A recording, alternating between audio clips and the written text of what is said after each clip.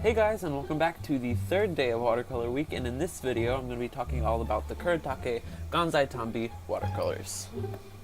This is the 24 color set, and they come packaged just like this, except they usually have a plastic sleeve, which I took off early because I was too excited to open them.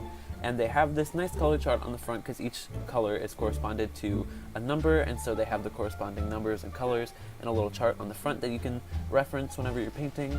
And on the other side of this handy little chart, they have information about the product.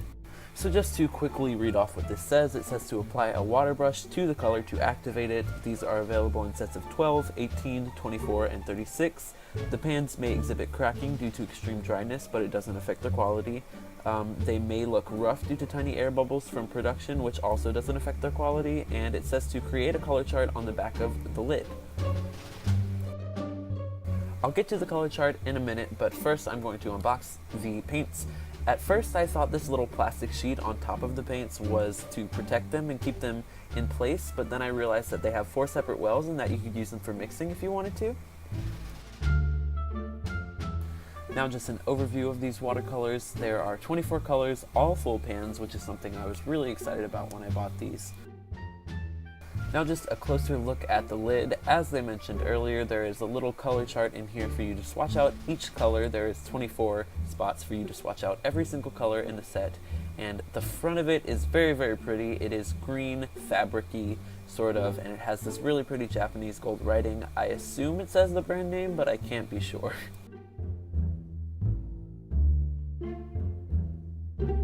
So now for the swatches. The thing about this color chart inside of the lid is that this sticker is printed on just like normal sticker paper, which is waxy and glossy, so it doesn't really absorb the water very well. So it's not the ideal paper for a color chart, but it definitely works. As you can see, I was able to get a dark version of the color and then lighten up the color on the right side of each section. To list off the colors, there's white, black, red, scarlet red, dark pink, wine red, purple, lemon yellow, mid yellow, light brown, brown, dark brown, pale aqua, green, May green, ocean green, mid green, olive green, turquoise green, evergreen, cornflower blue, cobalt blue, blue, and deep blue. So my first reaction when seeing this palette is that it does have a lot of green, so it would be ideal for doing something like plants and trees, and it also has a fair selection of blues, so it could be useful for landscapes. Overall, I like the color selection, although some of the greens are very similar and unnecessary in my opinion. Now it's time for a little demo of this. So for this I'm going to be using Arch's watercolor paper, and I'm sketching it out with a 2H pencil, just a light pencil so that my pencil lines won't show up in the finished piece. So I have to say that after swatching them on the lid, I wasn't the most excited about swatching them. I wasn't like taken aback, but I just wasn't thrilled about how they worked out, just because it was that waxy paper, and so the colors didn't flow that smoothly, and I just couldn't tell the quality of them from swatching it on that waxy paper. However, after using them on this watercolor paper, I was blown away. I am obsessed with these watercolors. I think they're so vibrant and so pretty, and they just flow so smoothly on the paper, and they blend together really nicely with the water and everything, and they bleed together in this really, really nice way, and I just love them so much. Katie, you were right.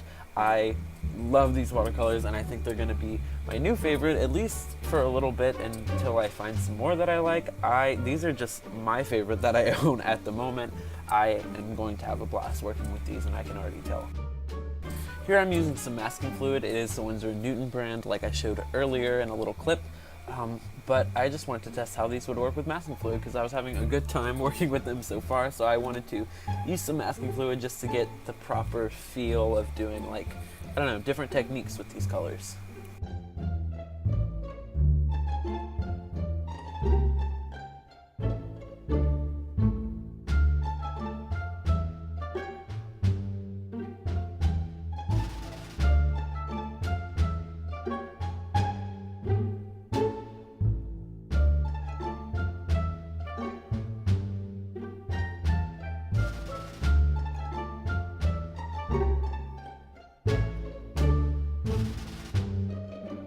as I finish up this piece, I just wanted to give my final thoughts on these, and I love these paints. I think these paints are so high quality, they're so vibrant, and I love the way that they bleed and flow together, and I just love the smooth color laydown. It was really easy for me to get that flat wash in the background, and I am obsessed with these, and I can tell that I am going to have a blast working with them in the future, and I can't wait to paint with them more.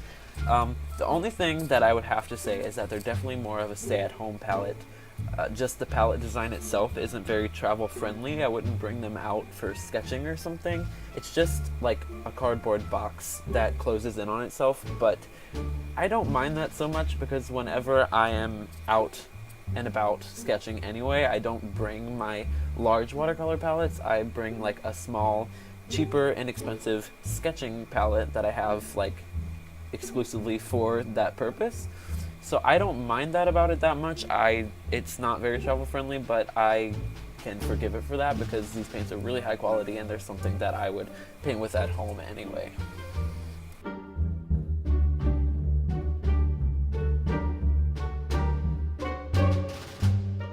Thank you guys so much for watching this video. I had a lot of fun testing out these paints, and I will be using them a lot more in the future, I can already tell. I hope this helped you out in some way, shape, or form, and yeah, I hope you enjoyed the video, and I will see you next time.